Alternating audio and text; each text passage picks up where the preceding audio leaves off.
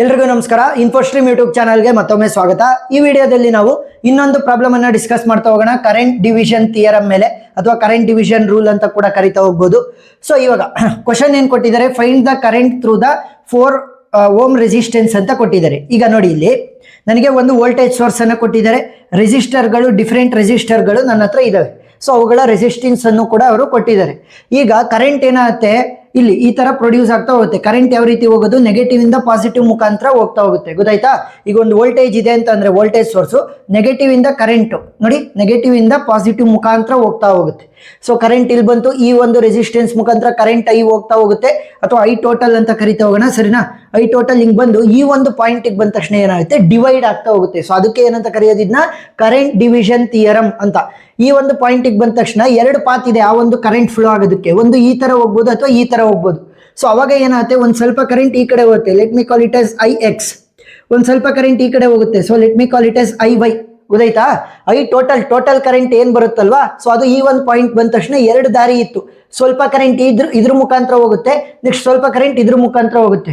Equal amount of current ಹೋಗುತ್ತಾ? ಇಲ್ಲ. ಯಾಕಂತಂದ್ರೆ ನನಗೆ ಡಿಫರೆಂಟ್ ವ್ಯಾಲ್ಯೂ ಆಫ್ ರೆಸಿಸ್ಟೆನ್ಸ್ ಇರೋದ್ರಿಂದ ರೆಸಿಸ್ಟೆನ್ಸ್ ಮೇಲೆ ನನಗೆ ಕರೆಂಟ್ ಡಿಪೆಂಡ್ ಆಗ್ತಾ ಹೋಗುತ್ತೆ. ಅಂದ್ರೆ ಕಡಿಮೆ ರೆಸಿಸ್ಟೆನ್ಸ್ ಇದ್ರೆ ಜಾಸ್ತಿ ಕರೆಂಟ್ ಹೋಗುತ್ತೆ, ಏನಾದ್ರೂ ಕೂಡ ಜಾಸ್ತಿ ರೆಸಿಸ್ಟೆನ್ಸ್ ಇದ್ರೆ ಕಡಿಮೆ ಕರೆಂಟ್ ಹೋಗುತ್ತೆ. ಈಕ್ವಲ್ ಅಮೌಂಟ್ ಆಫ್ ಕರೆಂಟ್ ಅಲ್ಲ. ಫಾರ್ ಎಕ್ಸಾಂಪಲ್ 4 ಆಂಪಿಯರ್ ಕರೆಂಟ್ ಏನಾದ್ರು ಬಂದ್ರೆ 2 ಆಂಪಿಯರ್ ಈ ಕಡೆ, 2 ಆಂಪಿಯರ್ ಈ ಕಡೆ, ಆ ಕಡೆ ಆ ತರ ಹೋಗಲ್ಲ. ಸರಿನಾ? ಎರಡಕ್ಕೂ ಕೂಡ ಡಿಫ್ರೆಂಟ್ ವ್ಯಾಲ್ಯೂಸ್ ಹೋಗುತ್ತೆ. ಐ ಎಕ್ಸ್ ವ್ಯಾಲ್ಯೂನೇ ಡಿಫ್ರೆಂಟ್ ಇರುತ್ತೆ, ಐ ವೈ ವ್ಯಾಲ್ಯೂನೇ ಡಿಫ್ರೆಂಟ್ ಇರುತ್ತೆ. ಅವ್ರು ಏನ್ ಕೇಳ್ತಾ ಇರೋದು, find the current through 4 ohm resistance. 4 ohm resistance ಅಂತ ಅಂದ್ರೆ ಈ ಒಂದು ರೆಸಿಸ್ಟೆನ್ಸ್ ಮುಖಾಂತರ ಹೋಗ್ತಾ ಇರುವಂತ ಕರೆಂಟ್ ಯಾವುದು, I X. So I X ವ್ಯಾಲ್ಯೂನ ಕ್ಯಾಲ್ಕುಲೇಟ್ ಮಾಡಕ್ಕೆ ಹೇಳ್ತಾ ಇದ್ದಾರೆ. ಸೊ ಈಗ ನಮಗೆ ಗೊತ್ತಿರುವಂತ ಫಾರ್ಮುಲಾ ಏನು, by using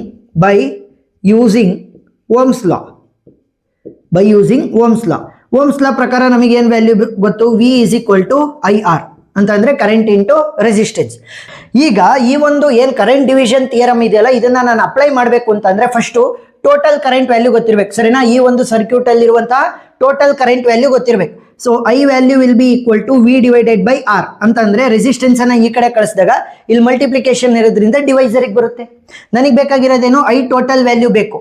V total value ಅವ್ರು ಆಲ್ರೆಡಿ ಕೊಟ್ಟಿದ್ದಾರೆ, ದಟ್ ಈಸ್ 12 ವೋಲ್ಟ್ಸ್. ಈ ಒಂದು ಸರ್ಕ್ಯೂಟ್ ಅಲ್ಲಿ ಇರುವಂತಹ ವೋಲ್ಟೇಜ್ ಎಷ್ಟು, 12 ವೋಲ್ಟ್. ಆದ್ರೆ ರೆಸಿಸ್ಟೆನ್ಸ್ ವ್ಯಾಲ್ಯೂ ಗೊತ್ತಿಲ್ಲ, ಟೋಟಲ್ ರೆಸಿಸ್ಟೆನ್ಸ್.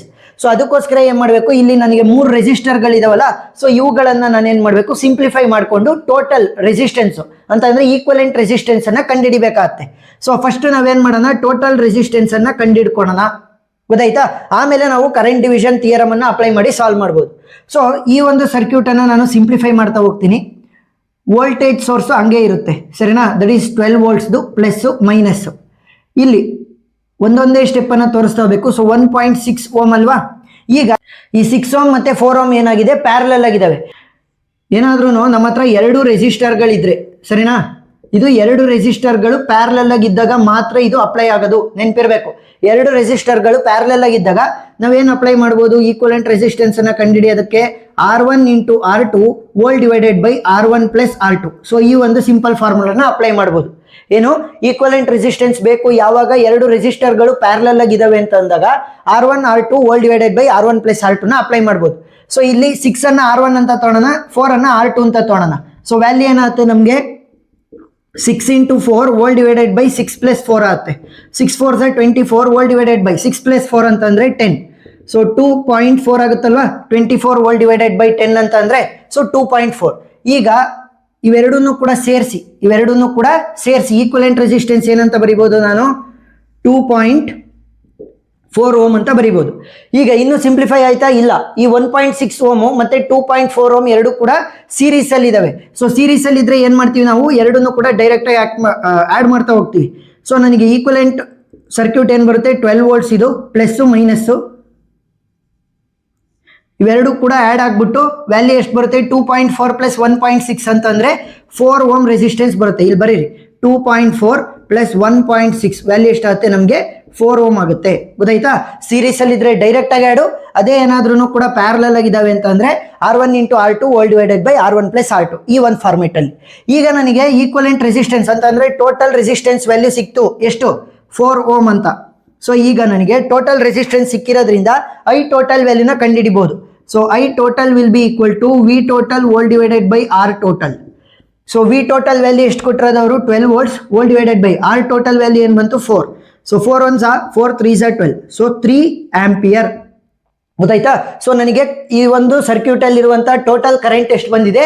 3 ಆಂಪಿಯರ್ ಬಂದಿದೆ. ಈಗ ಅವ್ರು ಏನ್ ಕೇಳ್ತಾ ಇರೋದು ಐ ಎಕ್ಸ್ ವ್ಯಾಲ್ಯೂ ಏನು ಅಂದ್ರೆ 4 ohm ರೆಸಿಸ್ಟೆನ್ಸ್ ಮುಖಾಂತರ ಹೋಗ್ತಾ ಇರುವಂತಹ ಕರೆಂಟಿನ ವ್ಯಾಲ್ಯೂ ಏನು? ವೆರಿ ಸಿಂಪಲ್, ಫಾರ್ಮುಲಾನ ಯೂಸ್ ಮಾಡ್ತಾ ಹೋಗೋಣ. ಕರೆಂಟ್ ಡಿವಿಷನ್ದು ಫಸ್ಟ್ ಫಾರ್ಮುಲಾ ಬರೀತೀನಿ. I X will be equal to total current I T into resistance of the opposite branch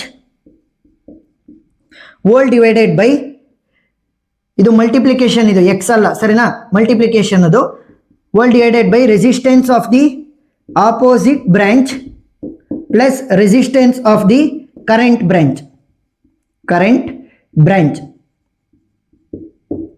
ಗೊತ್ತಾಯ್ತಾ? ಇಲ್ಲಿ ಬ್ರಾಂಚ್ ಅಂತ ಬರೆಯೋದು ಮರ್ತೆ, ಏನಿಲ್ಲ, ಸಿಂಪಲ್. ನಮಗೆ ಯಾವ್ದ್ರದ್ದು ಕರೆಂಟ್ ಬೇಕು ಆ ಒಂದು current will be equal to total current. ನಾನು ಹೇಳಿದೆ ಅದಕ್ಕೋಸ್ಕರನೇ ಫಸ್ಟ್ ಕಂಡು ಹಿಡ್ಕೋಬೇಕು ಟೋಟಲ್ ಕರೆಂಟ್ ಅನ್ನ ಅಂತ. Total current into resistance of the opposite branch. So opposite branch ಅಂದ್ರೆ ಇಲ್ಲಿ ಐ ಎಕ್ಸ್ ಎಲ್ಲಿ ಫ್ಲೋ ಆಗ್ತಾ ಇರೋದು? ಈ ಒಂದು ಬ್ರಾಂಚ್ ಅಲ್ಲಿ ಫ್ಲೋ ಆಗ್ತಾ ಇದೆ. ಸೊ ಇದರ ಆಪೋಸಿಟ್ ಅಲ್ಲಿ ಇರುವಂತಹ ಬ್ರಾಂಚ್ ಅಲ್ಲಿ ಇರುವಂತಹ ರೆಸಿಸ್ಟೆನ್ಸ್ ವ್ಯಾಲ್ಯೂನ ತಗೋಬೇಕು. ಯಾವ್ದದು? 6 ohm. Volt divided by resistance of the opposite branch, that is 6 ohm it self, plus resistance of the current branch. Current branch ಅಂತಂದ್ರೆ ಆ ಕರೆಂಟು ಯಾವ ಒಂದು ಬ್ರಾಂಚ್ ಮುಖಾಂತರ ಈಗ ಫ್ಲೋ ಆಗ್ತಾ ಇದೆ ಆ ಒಂದು ಬ್ರಾಂಚಿನ ರೆಸಿಸ್ಟೆನ್ಸ್ ಎಷ್ಟು? 4. ಸೊ ಸಬ್ಸ್ಟಿಟ್ಯೂಟ್ ಮಾಡ್ತಾ ಹೋಗಿ. I X value will be equal to total current value ಏನ್ ಬಂತು ನಮಗೆ? 3 ampere into resistance of opposite branch. So current I X ಇಲ್ಲಿ ಫ್ಲೋ ಆಗ್ತಾ ಇದೆ ಅಂತಂದ್ರೆ ಅದರ ಆಪೋಸಿಟ್ ಬ್ರಾಂಚ್ ಇದು. ಸೊ ಇದರಲ್ಲಿರುವಂತಹ ರೆಸಿಸ್ಟೆನ್ಸ್ ಎಷ್ಟು? 6. Volt divided by resistance of the opposite branch ಅಂತಂದ್ರೆ 6 plus current, resistance of the current branch. Current branch ಇಂದ ವ್ಯಾಲ್ಯೂ ಎಷ್ಟಿದೆ ನಮಗೆ? 4. ಸೊ ವ್ಯಾಲ್ಯೂ ಎಷ್ಟಾಗುತ್ತೆ? 6 3s 18. Volt divided by 6 plus 4 ಅಂತಂದ್ರೆ 10. ಸೊ ವ್ಯಾಲ್ಯೂ ಎಷ್ಟಾಯಿತು? 1.8 ಆಂಪಿಯರ್. ಅದೇ ಏನಾದ್ರೂ ಅವರು ಐ ವೈ ವ್ಯಾಲ್ಯೂನ ಕೇಳಿದ್ರೆ I Y value will be equal to total current 3 ಅನ್ನು ಯೂಸ್ ಮಾಡ್ತೀವಿ ಇಂಟು, ಈಗ ಐ ವೈ ಫ್ಲೋ ಆಗ್ತಾ ಇರೋದು ಈ ಒಂದು ಬ್ರಾಂಚ್ ಅಲ್ಲಿ. ಸೊ ಈ ಒಂದು ಬ್ರಾಂಚಿನ ಆಪೋಸಿಟ್ ಯಾವುದು? ಈ ಬ್ರಾಂಚ್. ಸೊ ಈ ಬ್ರಾಂಚ್ ಅಲ್ಲಿ ಇರುವಂತಹ ರೆಸಿಸ್ಟೆನ್ಸ್ ಎಷ್ಟು? 4. ವೋಲ್ಟ್ ಡಿವೈಡೆಡ್ ಬೈ 6 ಪ್ಲಸ್ 4 ಅಂತಂದ್ರೆ ಇನ್ನೇನು? Opposite branch plus current branch ಅಲ್ಲಿ ಇರುವಂತಹ ರೆಸಿಸ್ಟೆನ್ಸ್ ವ್ಯಾಲ್ಯೂ ಎಷ್ಟಾಗುತ್ತೆ? 4 3s 12. Volt divided by 4 plus 6 ಅಂತಂದ್ರೆ 10 ಆಗುತ್ತೆ. That is 1.2 ampere. ಅವ್ರು ಕೇಳಿರೋದು ಇದು ಮಾತ್ರ, ನಾನು ಇದನ್ನ ಎಕ್ಸ್ಟ್ರಾ ತೋರಿಸ್ತಾ ಇರೋದು ಸರಿನಾ.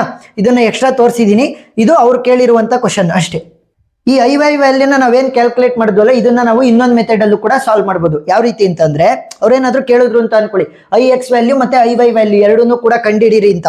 ಸೊ ಈಗ ಏನ್ ಮಾಡ್ಬೋದು ಅಂತಂದ್ರೆ ಐ ಟೋಟಲ್ ವ್ಯಾಲ್ಯೂ ಗೊತ್ತಿದೆ ಅಲ್ವಾ ನನಗೆ? I total will be equal to I X plus I Y. ಯಾಕಂದ್ರೆ ಅದೇ ಟೋಟಲ್ ಕರೆಂಟ್ ಇಲ್ಲಿ ಬಂದು 2 ಭಾಗಗಳಾಗಿ ಡಿವೈಡ್ ಆಗಿದ್ದು, ಐ ಎಕ್ಸ್ ಮತ್ತೆ ಐ ವೈ 2 ಭಾಗಗಳಾಗಿ ಡಿವೈಡ್ ಆಗಿದೆ. So I X plus I Y ಎರಡನ್ನೂ ಆಡ್ ಮಾಡಿದ್ರೆ ಐ ಟೋಟಲ್ ವ್ಯಾಲ್ಯೂ ಬರುತ್ತೆ. ನನಗೆ ಐ ಎಕ್ಸ್ ವ್ಯಾಲ್ಯೂ ಗೊತ್ತಿದೆ ಅಂತ ಅನ್ಕೊಳ್ಳಿ, ಎಷ್ಟು? 1.8.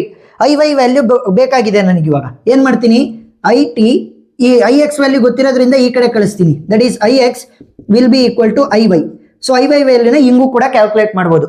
ಟೋಟಲ್ ಕರೆಂಟ್ ಆಲ್ರೆಡಿ ನಾವು ಕ್ಯಾಲ್ಕುಲೇಟ್ ಮಾಡ್ಕೊಂಡಿದೀವಿ. ಎಷ್ಟಿದೆ ನಮಗೆ total current? 3 ampere minus I X. So I X value ನಾವು ಕ್ಯಾಲ್ಕುಲೇಟ್ ಮಾಡ್ಕೊಂಡಿದ್ದೀವಿ 1.8.